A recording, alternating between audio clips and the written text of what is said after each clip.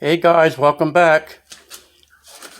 Well, I started on the stealth intake, as you can see, and I kept my promise and cut it back like I told you guys I was going to. I think if you remember, it looks a little bit different than it did before.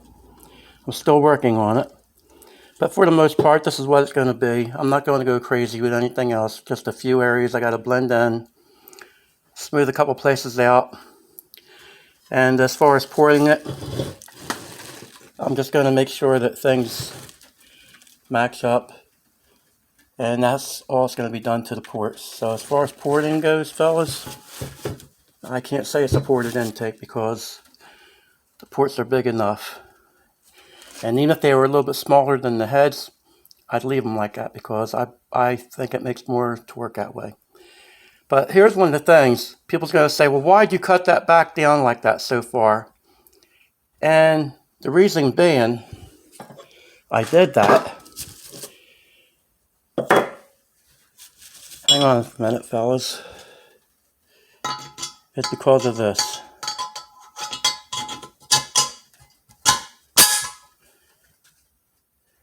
If I was to run the nitrous with a dual plane, and this goes for anybody using dual plane if they don't think about it, the spray bars will actually hit the plenum.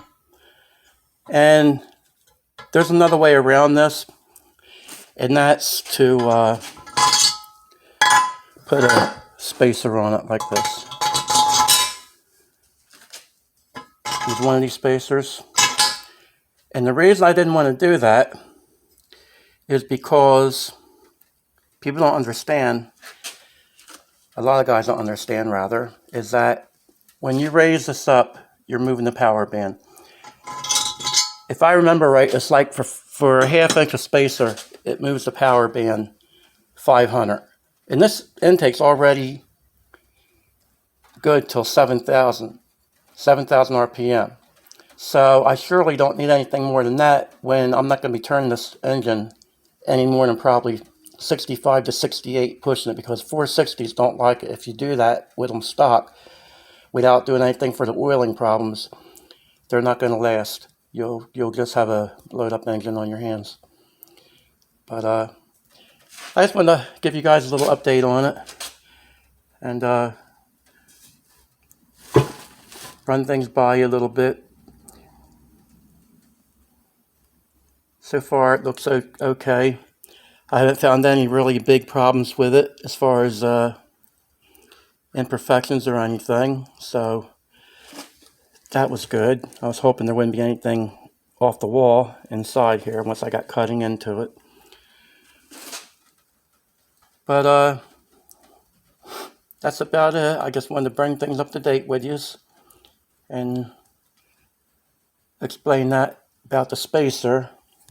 Some guys don't understand that when you do put a spacer on, it changes the power band. And as far as moving the power band up, sometimes these engines need the power band down low, and that makes it hard on everything. When you have a stock cam and all that stuff, you don't want to be moving the power band, because on a stock 460 and like a 73 engine, 72, they have a power band that's good to about 4,800 RPM.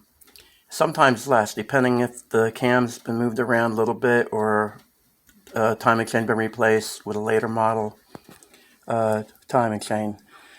And that's another thing, fellas.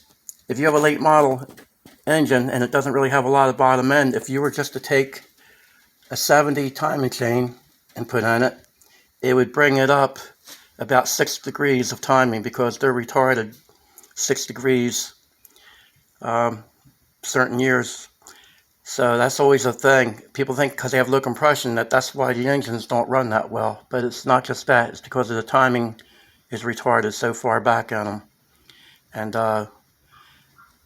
I've messed with that quite a bit with different carburetors and stuff like that. The 850, even on a low compression engine, still seems like it makes more power. So it's hard to get away with a small carburetor on these things. And I think that's due to the cam timing. They have a short cam timing on them. So, therefore, I don't think they pull a lot of vacuum. Where a Chevrolet, you can get away with a 750 on a big block Chevy. And it's just a whole different ball game with the 460s. If you had a Chevrolet guy trying to build a 460, and he's a big block guy, he'd probably have a hard time getting it to figure it out. But if you had a small block guy, he'd probably stand a better chance, because if he was to pick stuff like for a small block Chevy, he'd probably have a better chance of getting them to run right. Because a 460 is a fussy engine with different things. There's a few different ways to make them run, and there's a few ways that they won't run. If you do a couple things wrong with them, they're just a turd, and that's just the truth about them. There's been some people that really can make them rip, and other people that can't. And I've seen a few high dollar ones in my lifetime, and I would give you no incentive to even want them. A couple of them are my buddies. I don't want to say the wrong thing about them, but I've seen a lot of money tied up in that 460 where I was like, it turned you right off, thinking you just don't need it. I called them boat anchors for a while, and they really are compared to what's out there today. But then again, if you're looking for a budget engine, they're a good budget engine. If you want to just try to make somewhat of 500 horsepower without going crazy, you can get away with using all the stock stuff doing that, and like the heads and things like that. And I have a few different builds for these. If anybody was needing information on a big block, all they have to do is leave a comment, and I'd be happy to help them out. Like with the stock intake, for instance, you need an open spacer on it, 1 or 2 inch spacer. That helps out on the stock intake. But when you move into the other aftermarket intakes, then it's a different ballpark. It all depends on what camshaft you're running and things like that. But I have combinations for all different ways, bone stock to full out blown race cars. So if anybody needs any help with this, I'd be glad to give my input.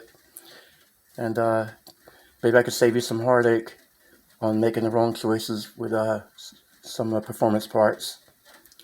All right, fellas. Well, I just thought I'd run this by you. And have a good night, and I'll talk to you later.